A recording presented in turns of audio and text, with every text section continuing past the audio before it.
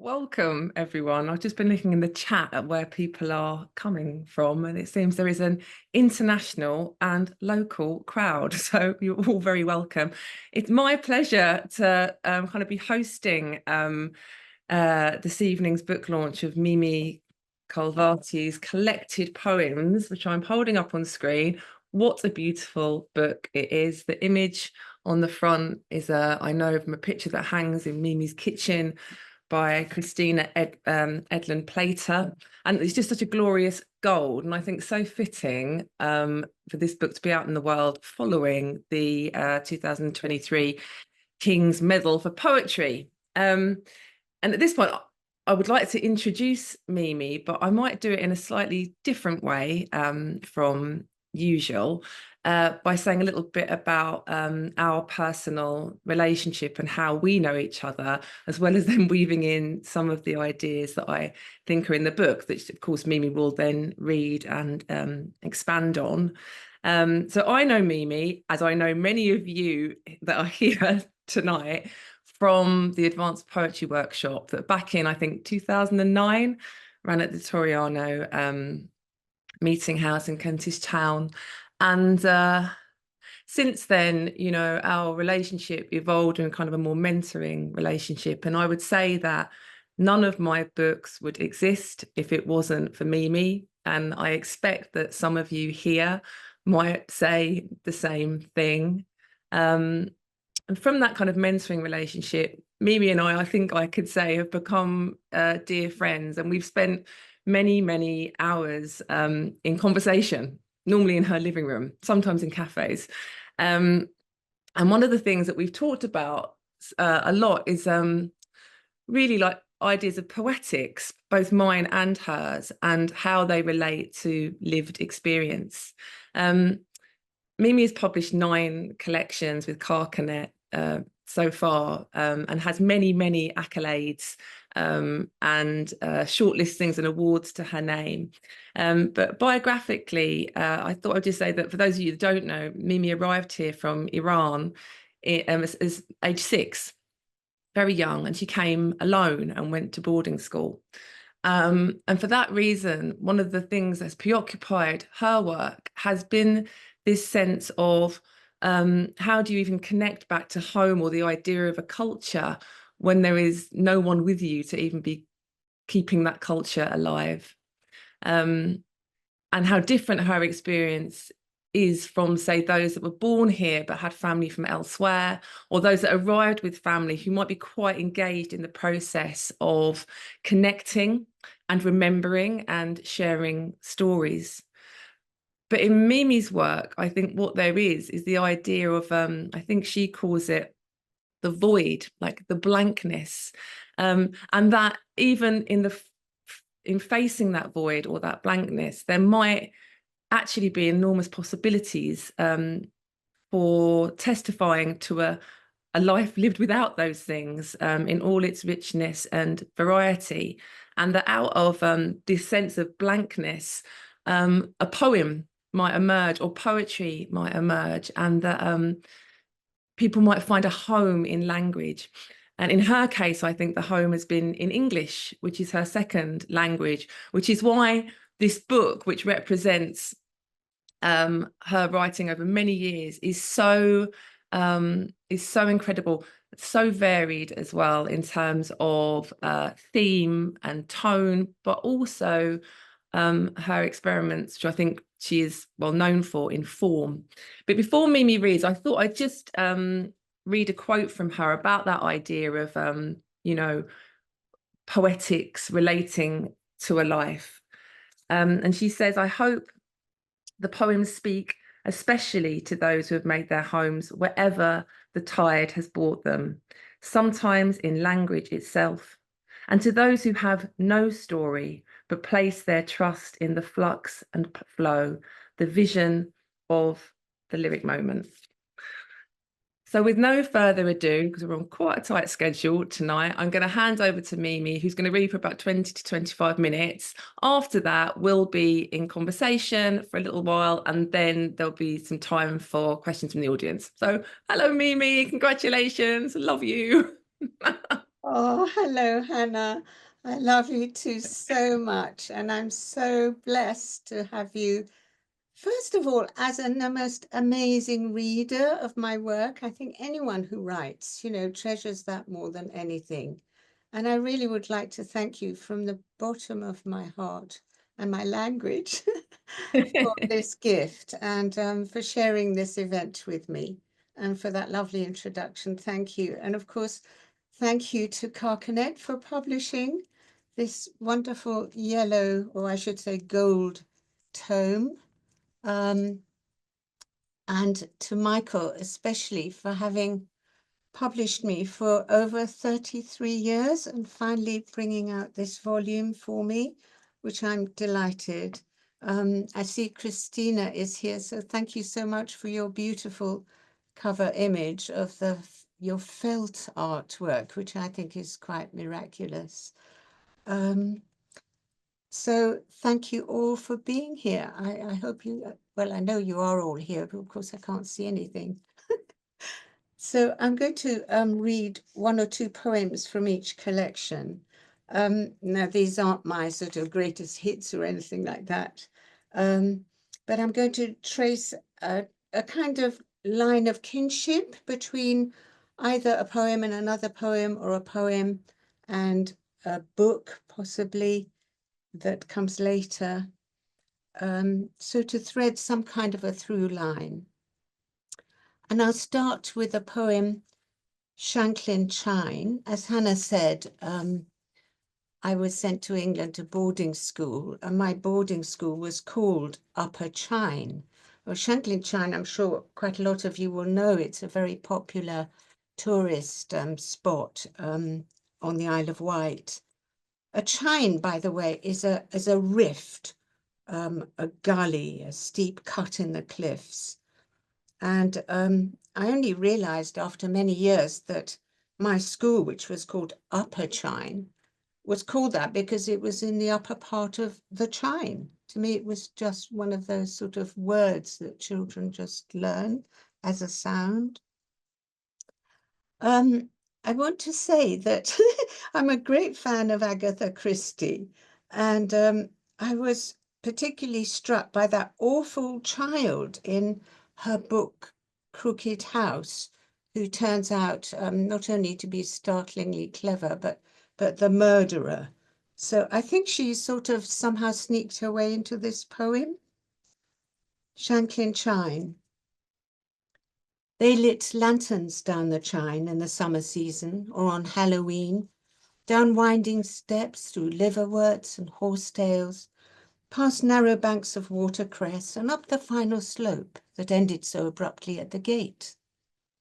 It surfaces at moments unlooked for, when the little crooked child appears to bar your way, demanding no crooked sixpence as she stands behind the stile in her little gingham frock, and the blood she has in mind drawn behind her gaze. Are you the guardian of the chine? Perhaps she needs some recognition. Of course, she never talks.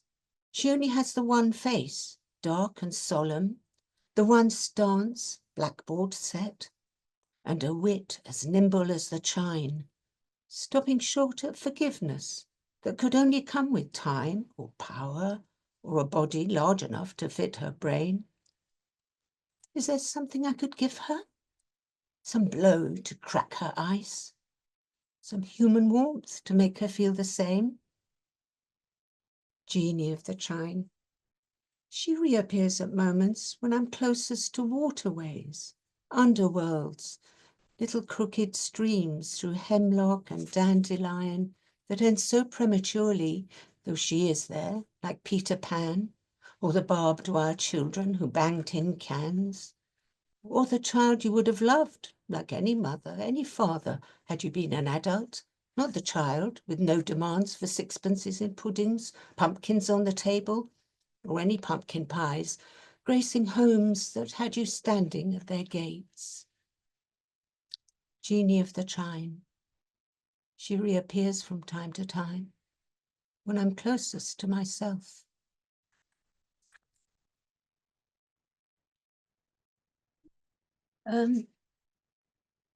again from my first book. This is the first sequence I ever wrote. It was called Plant Care. And actually, I'm absolutely amazed to see how many sequences I've written. I don't know what I was thinking. Anyway, so this one is, well, the starting point was my mother's trip to Iran, to Tehran, after many years. She was living in London after her retirement, and she asked me to look after her cacti. And she had these rather horrid little miniature cactuses that had all coloured flowers stuck all over them. And so this poem was also subtitled A Poem for the Change, the menopause, that is. It's a lyric sequence, so it's sort of collaging memories, dream poems, song-like pieces, things about paintings, meditations on gardens, and so forth. So this is just one section. Cacti need little water, miniatures barely a drop. A teaspoon each, you said, or fill the tray. It waits on the melodeon, crammed with tiny pots that are all in flower, pinwheel yellows, tousled fists of red, so light, so dry, with a touch they topple over. Lack of estrogen makes women shrink. While tall, thin white women like Beverly are prone to osteoporosis, small women like myself shrink even smaller. Our line of nonagenarians, cobwebs our family tree, where small old women hang like drops of dew. Feed me stew and stock of marrow, beetroot sliced and sweet to swallow. Veil me white in flowery lawn, meadow eye bright, moth mullein. All bones and bones from yard to bed, all knuckled knees and lolling head. And when I move, draw back the veil, let death fly out and sing its tale. Left fist, right fist, which is the fist I hide it in? Sweet and joke and tethering rope, your navel cord and name. Left fist, right fist, fool's gold wishbone. Who's to know where the devil to dig? The ground all looks the same. Odd that she hasn't noticed the dye, the glue. Perhaps she has, but never said. But what could she say? Of course the flowers aren't real, darling. How could cactus possibly grow in England? What do the English know about such things? God, if you could see them in Arizona. And I won't read the next bit. Okay, so this poem is a short lyric, which is my favorite kind of poem to write, a free verse short lyric.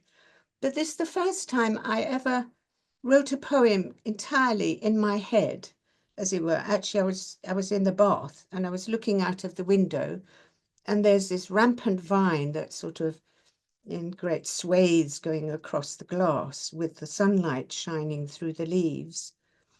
And for me, it was a sort of pivot poem because from it, I changed my writing process, thinking that, oh, to try and write very loosely, fast, and to get it all in one, as it were, and to keep that musical phrasing in my head and write it down later.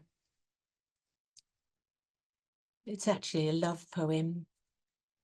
Vine leaves. Even the vine leaves shot with sun have shadow leaves pressed close on them. Even the vine is hanging ones that seem like twos, a top leaf on a shadow leaf, its corners slipped, like invoices and duplicate. If I stood to look from the other side, with the light behind me, would I still not see how the top leaf shot with sun might be the one that fails to fit its duplicate? Instead of standing where I do, seeing how it is the shadow leaf that fails to fit, and failing makes the one leaf seem like two, it being two, more beautiful.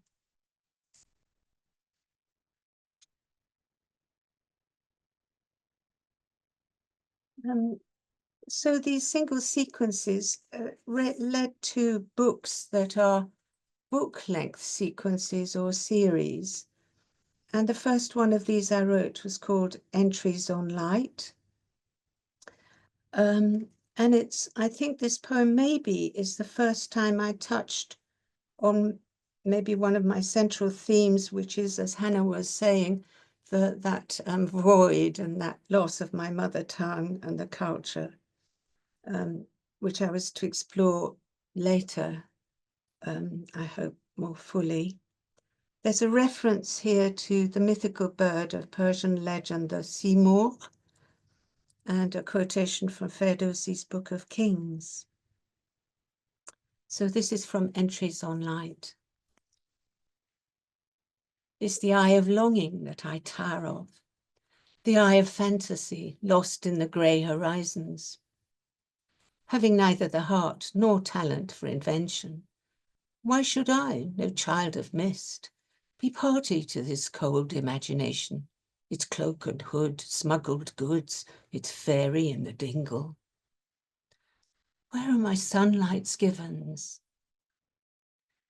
Near the sun and far from folk, an albino child, skin clean as silver, hair white as snow, under the Simurgh's eye as she flies over the Alborz mountains, years later will hear her cry, "Behold my might, for I have cherished thee beneath my plumes and brought thee up among my little ones," before she ferries him home, gives him a feather to light as a signal in times of trouble.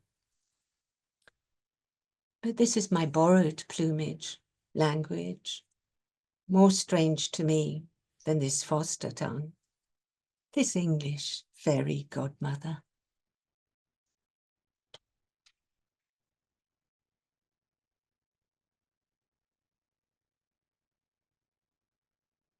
And as you can see, yes, that Entries on Light book is just lots of these short lyrics in which I was really looking not just for light itself, but for lightness. So this poem is a more formal poem, a villanelle. And I only realized this morning, actually, I thought, goodness, this actually is a precursor of the title poem of my last collection called Afterwardness.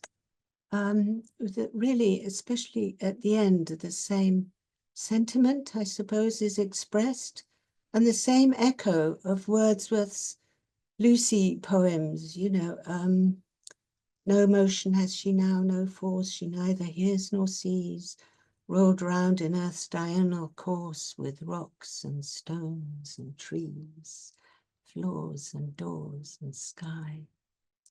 No one is there for you. Don't call, don't cry. No one is in, no flurry in the air. Outside your room are floors and doors and sky. Clock speeded, slowed, not for you to question why. Tick on. Trust them. Be good, behave. Don't stare. No one is there for you. Don't call, don't cry. Cries have their echoes.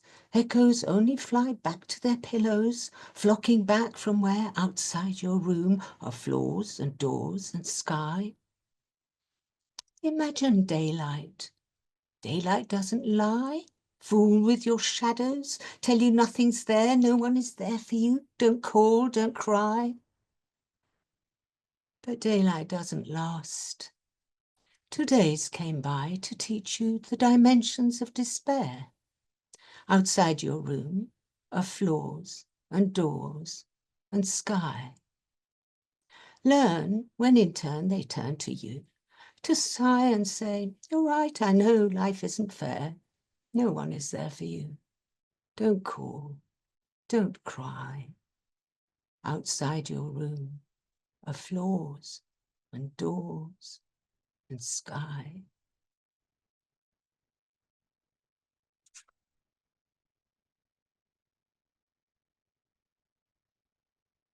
Now we come to the ghazal, which I think many people associate me with, although really I've only written 10 of them, compared to lots of sonnets and other stuff.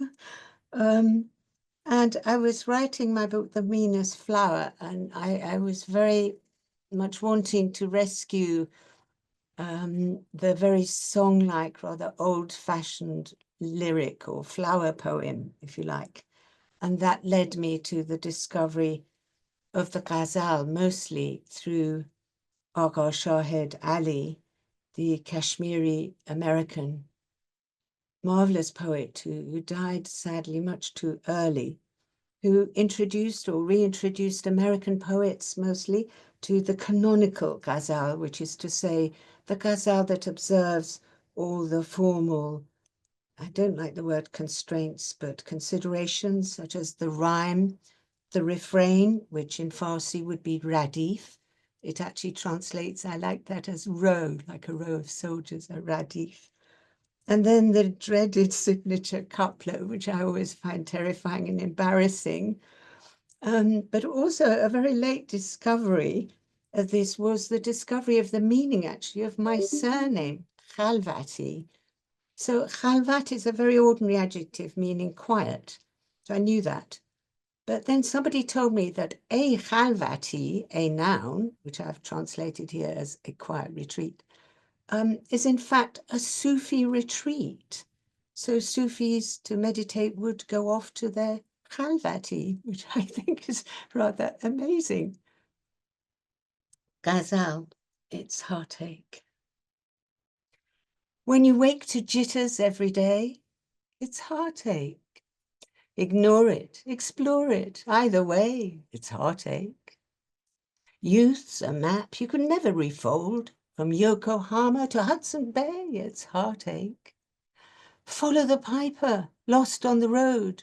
Whistle the tune that led him astray. It's heartache. Stop at the roadside, name each flower, the loveliness that will always stay. It's heartache. Why do nightingales sing in the dark?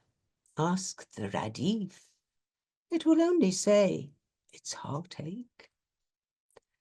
Let Khalvati, a quiet retreat, close my ghazal, and heal as it may, its heartache.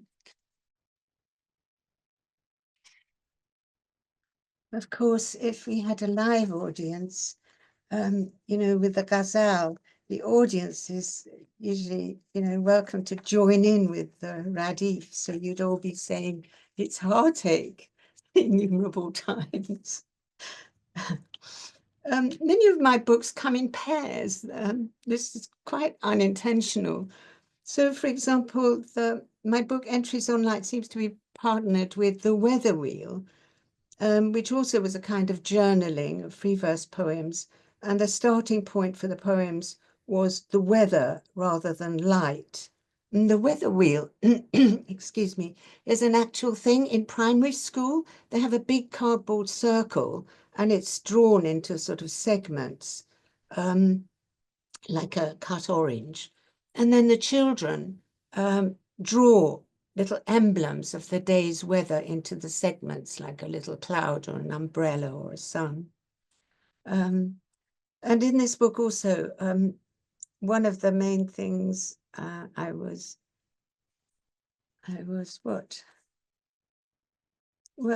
inviting into the poems were small animals, particularly those classed as pests. So we have the mouse, and I was doing an Arvon course, and in the path just near me as I sat on a bench was a little baby dead mouse. So I took it to my bedroom and sat it on the windowsill because unashamedly I wanted to get a poem out of it. And this is for Hannah. House Mouse. Even the mist was daffodil yellow in the morning sun, a slant of April sun that glowed on my banana skin. And in the shadow of my arm, a mouse lay, white belly up, like a lemur sunbathing. Begging she was, paws curled, miniature paws, like nail clippings, hind legs crossed in a rather elegant fashion, tail a lollipop stick.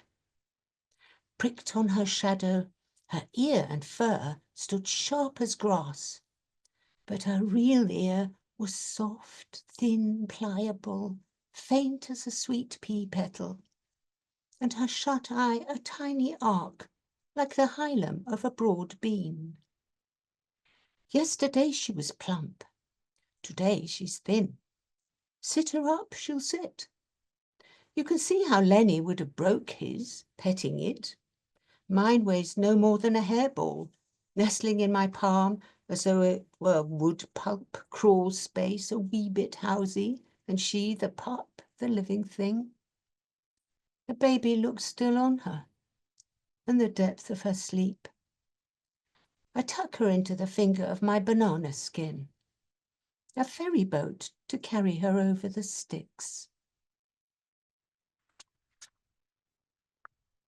Well, during the writing of that book, my mum died at a good age, and so I think that is a kind of undercurrent through the poems.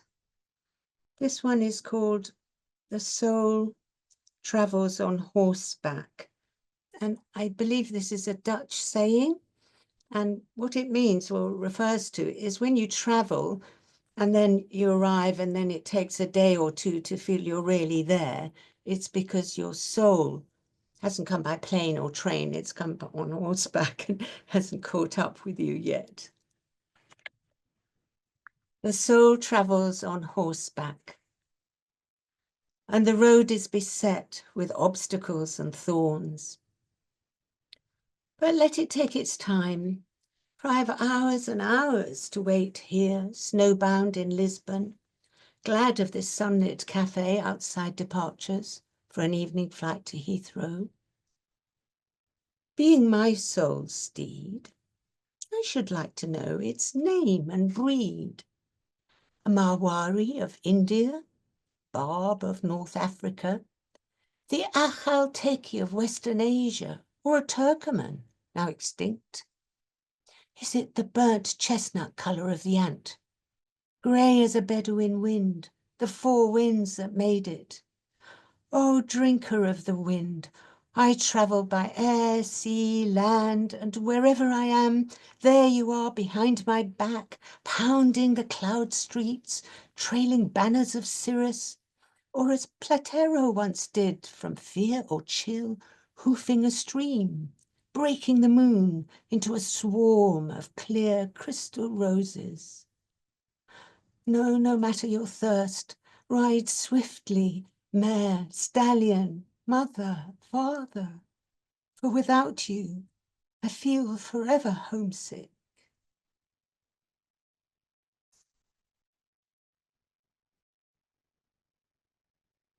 And I'll just finish with this title poem of my book, Afterwardness, which was, as I said, another book-length sequence, this time of Italian sonnets. And I think I really never know what I'm going to write about. So nearly always, I just don't know what I do. I just follow the language, really. Of course, if it's a given form with rhyme and so on, I will, that's easy because I follow the rhymes and so forth. And that seems to me almost foolproof, but at least a way of discovering what you don't know and discovering what you didn't know you knew or you wanted to say and so forth. But with this book, Afterwardness, was the first time I actually approached a book thematically with the intention of what I wanted to write about. And that was to explore the after effects of early displacement or trauma in childhood, and with maybe the consequent loss of biographical memory and story, which is in the word afterwardness coined by Freud. There's a reference here to Chahar Bagh, literally meaning four gardens, and that is the quadripartite design of Islamic gardens that are model of the Garden of Paradise. Afterwardness. an 11-year-old boy from Aleppo, whose eyes hold only things no longer there, a citadel, a moat, safe rooms of shadow, afterwardness in his 1,000-yard stare. Years later, decades even, might turn around to see, through the long tunnel of that gaze, a yard, a pond, and pine trees that surround, as in a charred bark, 4 branching pathways. Where do memories hide? The pine trees sing. In language, of course, the 4 pathways reply. What if the words be lost? The pine trees sigh. Lost, the echo comes, lost like me in air. Then sing, the pathways answer. Sigh and sing, for the echo, for nothing, no one, nowhere. Well, I'm sure we're all No, giving me. There's a real silence. Where was I? I was I thinking. know. I I was was lost in. thinking, I was lost in air. I know. I was going, oh my God, literally, there's nothing, no one, nowhere. I was here. I'm sure the audience is giving rapturous applause from their various locations, as I am. Such beautiful readings, Mimi, and there's so much love for the poetry in the chat I can see as well. And also, I just love hearing you talk about the work as much as the work itself, like how the poems came into fruition and the links between them. And we've now got some time for questions, or we don't have too much time, but if you've got a question that you'd like to ask to Mimi, do put it in the Q&A box at the bottom of the screen. And I suppose in a way I'm starting with like the bleeding obvious question, but it is interesting to me how to know how you must feel about seeing this book, almost like when it arrived at your flat, like, or even looking when you were curating it, how does it feel to look back on work that spans such a vast period of your life? And I suppose I was wondering about, what maybe surprised you or what even perhaps felt strange to you. I can imagine there might have been some strangeness going on. Yeah, love to hear your thoughts. Well, thank you, Hannah. Yeah. Well, my thoughts really, I mean, first off, I'm so pleased because I love the look of the book. It's lovely, isn't it? I love the color. It's just the right yellow. And Christina's lovely image, which we didn't say, but she had made this for me in felt as a response to my poems, which Christina had actually read. And it felt to me like she'd seen into my very soul, as they say. It's so astonishing. And I think that's also partly why I love the cover, because I love that image. It's like looking into my own mind in some weird way. But it's jolly heavy, isn't it? So, of course, I didn't read from it because I can't hardly hold the thing. I don't know how I feel. I feel amazed, really. I think at the moment I'm enjoying it actually as an artifact, as an object. It's quite bendy and quite sort of flippable, which I quite like. When I was reading the proofs, that's more, or I had a reaction to the work rather than in the book. I mean, I haven't read the book. Who's going to read it? I'm not, I've got that much life left to live, really. So, but I noticed that I was a bit shocked how awful some of the early work was, to be honest. Really was. I'm not just being sort of weirdly modest or something, but I thought, oh my God. But on the other hand, I was pleased at the line of development, and I'm hoping that's really what the book is for, to say, okay, well, you started like this. Okay, that was a bit wonky. And I hadn't been writing very long at all when I first published. But then I did see a development, which was quite reassuring. Yes. You'd hope for. And the other thing, I was surprised, as I said, at the number of sequences. that really, I hadn't realized, I hadn't quite registered. And I thought it was so interesting what you said about how you'd realised even this morning there was an echo of an articulation you made more strongly later about this idea of the absence or the void at that last line of the villanelle. Yeah, And I thought, yeah, sometimes maybe that's how poetry works. Like we're not just writing to download from our brain what we know, but actually we're writing to find out exactly. what we feel.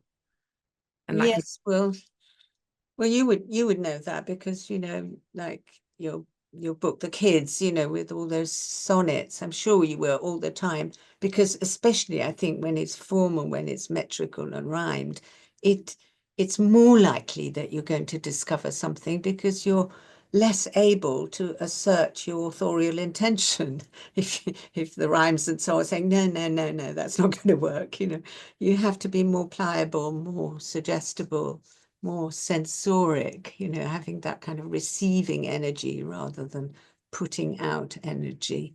I yeah, think. and that's so absolutely something you've said to me in workshops before, that if if the line isn't allowing you to find the rhyme, it's not because you haven't mined your knowledge of rhyme or even rhymer.com as far as you should. It's because you haven't necessarily made the discovery. Yeah, and I've always found that sort of speak to some of the kind of magic or less cerebral stuff that's going on in poems. Yes, I agree. I mean, I think both of us, we will enjoy, those formal things because of that weird magical quality. You just almost can't believe it. It's like a bit where the rhyme doesn't work or the meter or something. It's acting as your editors, telling you you're thinking you're being dishonest, or that isn't accurate, or the thought is muddy, and you think, how does it know? It's really weird. It's like a separate entity, isn't it? And I think the trick is that you have to be subservient, it has to be your master rather than the other way around. Because people are always banging on about constraints and strictures and so on, which that may, rhyme and these things may well be at first, but once you've, practiced it a lot, a great deal, as you would know, then yes, they Something else. I mean, assume this sort of magical, sort of divining quality. yeah, I've always thought of the sonnet as being like a truth machine. Like if you're going to go in, if you're going to put something in that machine, expect something different. That's You- so true. That's a brilliant way of putting it. Yeah, but you won't know what you're going to find until you've gone in there. I suppose I wanted to ask you about form because so many of the poems across the work are using different kinds of formal structures, whether the ghazal or the sonnet or even just rhyme, your use of rhyme, which we've seen some of in the heard in the reading. And I suppose I thought really we're touching on it, the challenges and the pleasures of form for you. You've sort of touched on them, but also I wondered if you wanted to say something about the tenacity that's involved in that kind of work, or maybe you don't find it tenacious at all. Well, do you mean tenacity in the sense that you have to just keep at it? Is that what you meant by, not let go until it's right? Is that what you Yeah, meant? maybe in terms of the single poem, but also to write a whole collection as a sequence, or to write, say, a book of sonnets like Afterwardness. Yeah, that involves some metal, I would have. Yeah, Metal's a very some, good word. Yes, absolutely. Yeah, I think I'm so absolutely with you. And I think this is something we tend to lose sight of. Um, the those qualities, the terrier-like qualities, but also the delicious kind of excitement of practice, if you know what I mean. Like, when I used to do some weird things you wouldn't believe, like weight training, and I love playing tennis 4 times a week, So just the amount of practice to get to the point from just able to hit the ball to maybe doing a topspin backhand or something, it's hours and hours and hours and months and years, literally years. And it really is. I mean, poetry is an art. I think we lose sight of it. But it's also like you could compare it to a sport. We're used to thinking of sports as needing, all that, your mother driving you to the skating rink at all hours up in Birmingham or somewhere. We're used to those kind of stories of what it takes to become an athlete. But really becoming a poet or I think is similar. It requires similar tenacity, as you called it, and metal. But the only thing is, it sounds a bit grim. And I don't think it's at all grim. I think it's sort of yummy in a way. Yeah, as you But said, can be very, it's difficult, it's challenging. the But pleasure. each time you master something, it's, oh, that was good, Exactly. Exactly that, the pleasure of practice. And of course, The excitement. I did know about the weightlifting. I did know about the tennis as well. And I also know that you're very good at parking, Mimi. Oh, I'm so good at I parking. know. I can't drive, but I can park. Whereas I can drive, but I can't park. But everything you're saying, it reminds me, I'm looking at the piano behind you, and I know that it was learning the piano for me as a child. That is what gave me that exactly that knowledge that there is great pleasure in practice and that you must just keep on going. And Exactly. then there'll be rewards. But And yeah, I think possibly nowadays we expect things to happen too quickly, or that poetry can be, what's the word? Well, you can produce wonderful poetry, too it's, quickly. It's yeah, or that it's like already in you somehow. You just need to get it out. But just express yourself or something. exactly, exactly. Yes, yeah, the piano, exactly. That's a absolutely very good analogy. And Yeah. but looking at your work, you see, you make it look so effortless. Like Oh, reading your sonnets. No, really, they sound, especially because your diction is very sort of demotic and natural and full of vivacity and life. So you just think, oh yeah, well, she just wrote that. no, Some divine skill you were just sort of heir to. each one was like a very painful childbirth. That's what I'd say about those sonnets. I wanted to ask you one more question before we move on to the audience questions. I can see there's a few. I was thinking back at the whole book, that it sort of it testifies to a life lived in poetry. So in that sense, it kind of has, and it's so interesting because you feel that you don't have memory, you don't have story, yet there is a kind of, I don't know if it's the right word to use, autobiography there. But I also wondered, when you look back at the poems and see the preoccupations and remember the work, how it's different from autobiography. It's not the linear story of a life, but it's something about a life. Hmm. It's a really interesting question, that, isn't it? I mean, in some ways, it's actually been of practical help to me because, as you say, I have very little biographical memory. So sometimes I can refer to a poem that says, meeting a man of 42 or something like that. And I think, oh, right, that's how old he was. Occasionally I can refer to it like that. But also it can be misleading because, for example, a lot of those poems people have read as being childhood poems in Iran, of a childhood I had in Iran, whereas actually they're from when I first went back to Iran when I was about 17. And maybe I felt like a child because for the first time I was inside a family home and it felt like, a sort of having the childhood I never had in the first place kind of thing. So probably they have that kind of feel and aura to them, but they're Yeah, not actually childhood poems. that's so interesting. Yeah, but for me it's more like actually a painter's retrospective. I get the feel that the different books are like different rooms. They have different kind of color palette and they have different kind of gestures and weight and so on. So when I look at the work, it just takes me back more to the context in which those poems were written, like the particular room in a house or the particular view or that garden. Oh, I remember that stream, that Yeah, kind of thing. So it's like a visual autobiography more for me, or sensual one. Oh, that's so interesting. It really speaks to that relationship between that I think is very strong between poetry and visual art. What you're saying reminds me of going to see the Paula Rego exhibition, the big retrospective at the Tate Britain, and seeing her different periods. You Yeah, know, exactly. and Yes, it feels like that. yeah, you're absolutely right. That is Yeah. exactly the way the book feels to me as well. Well, let's see if there's any questions from the audience, shall we, at this moment? We've just got about 10 minutes left. So I'm just having a look through, and there's one right at the top from Trey Hall, who I know. Who's nice to see. Lovely.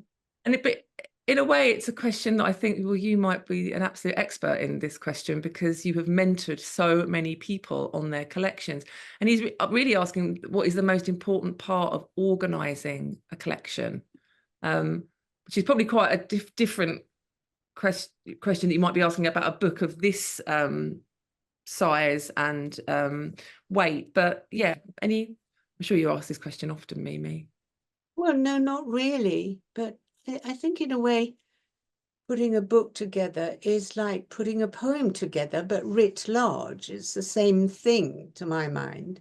So in a way, for each book, you have to find its own arc, if you like, rather than, I think what gets in the way is when you have almost like strict rules about it, like always put your best poems first and then put your best poems last and then do this and do that.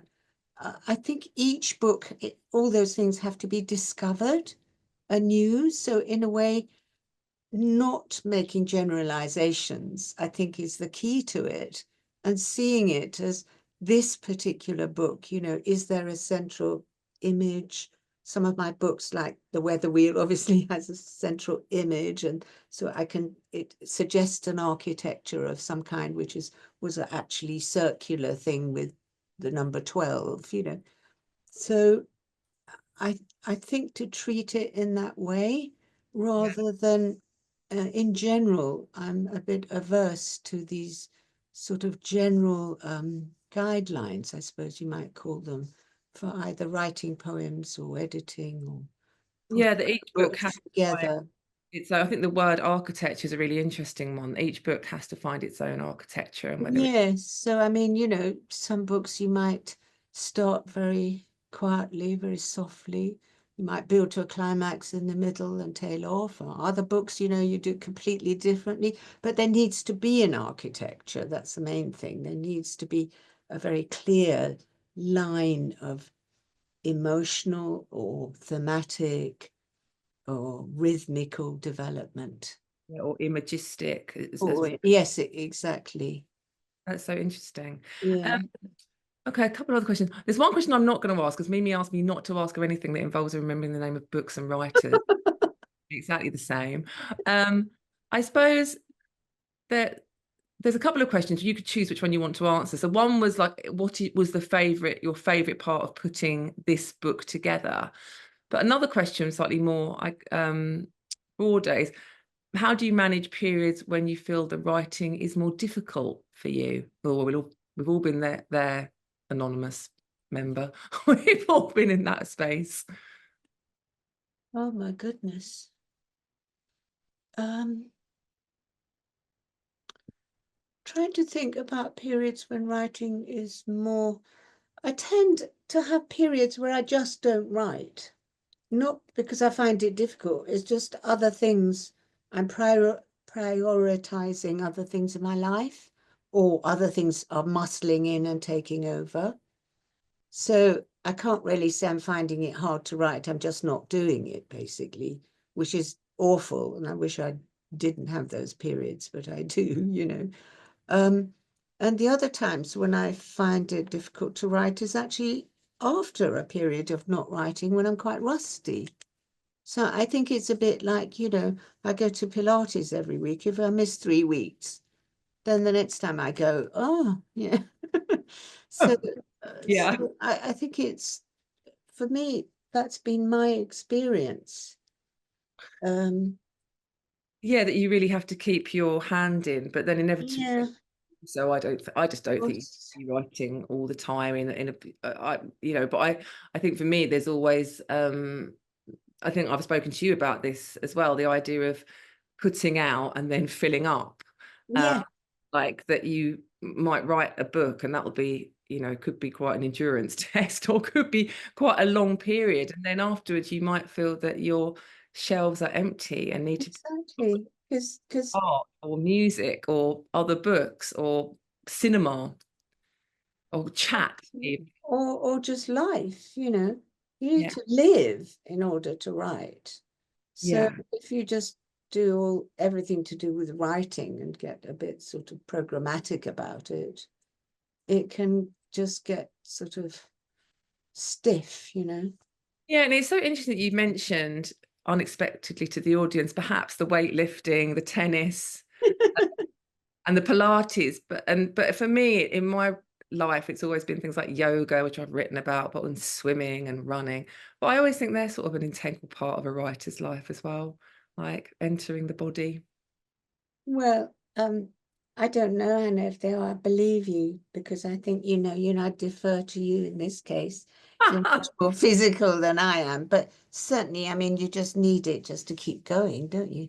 Yeah, you just need it just to keep. Um, One more question. Well, I mean, in a way, they're the same question. What was the best bit of putting the book together? What was the hardest bit of putting the book together? And I know I was talking to you throughout the putting together of the book. And yeah, I just wondered if you wanted to say any more about putting together this collection before we hopefully hear another poem from you. Um, well, actually doing a collected, because it's not a selected, it's already done for you in a sense, because really it's just everything you've ever written. Maybe, there's stuff you omit.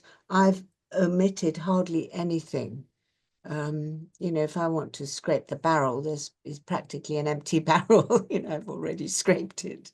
Of course, there's the uncollected poems as well, which range Yes, from different periods. yes, yes, that was, I mean, the only ordering I had to do. So in a sense, you're just going in the order of the books that you wrote, for better or worse, and that was it. The uncollected poems, as you say, yes, came from all different periods, some really early, some more recent, etc. Not connected, a complete mishmash, a miscellany of, whatever. The fun bit, actually, for me, I love ordering things, was putting those in some kind of order. I'm not very good with keeping dates, so I didn't actually have the dates of any of these poems, so I couldn't do them chronological. And it just hurts my brain to try and think, when did I write that? So I thought I would do it more thematically and do nice little segues. And that was the fun bit, I have Yeah, to it's really say. interesting to read those poems because I was thinking, oh, I think Mimi wrote this poem. I mean, one of them is a ghazal, so I thought, well, that must be from that period. But others, I was trying to map onto other periods in your writing life. So the audience, when they all buy the book, the links at the top of the chat, will be able to have that pleasure as well, and also the additional pleasure of hearing Mimi read one more poem, I believe. Okay, thank you so much, Hannah. Thank You you. are a joy. It's my pleasure. Um, right, so I will read a poem that is from that section of uncollected poems. Blessing. Between the living and the dead, may your memory be green. In the book beside my bed, may your signature be seen. May your memory be green for every lover, every spring. May your signature be seen inscribed on every living thing. For every lover, every spring, breathing clouds against the frost, inscribed on every living thing, sees how every breath is lost. Breathing clouds against the frost, because breath is always warm, sees how every breath is lost in the one beloved form. Because breath is always warm, Hafez, yours ignites the dark. In the one beloved form, it is still a burning spark. Hafez, yours ignites the dark in the book beside my bed. It is still a burning spark between the living and the dead.